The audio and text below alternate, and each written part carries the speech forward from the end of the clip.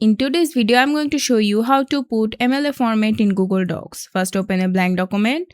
After that, click on the font section and set the font to Times New Roman. Next, click on the font size picker and make sure the font size is set to 12. Following that, click on Format.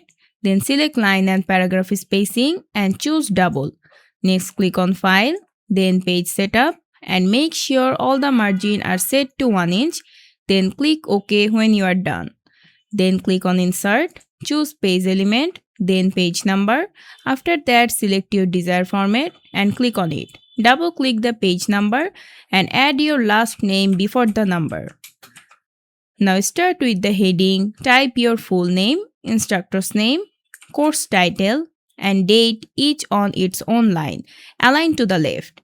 And that is how you can put a MLA format in Google Docs. I hope this video is helpful. If it was, please give it a thumbs up and don't forget to subscribe.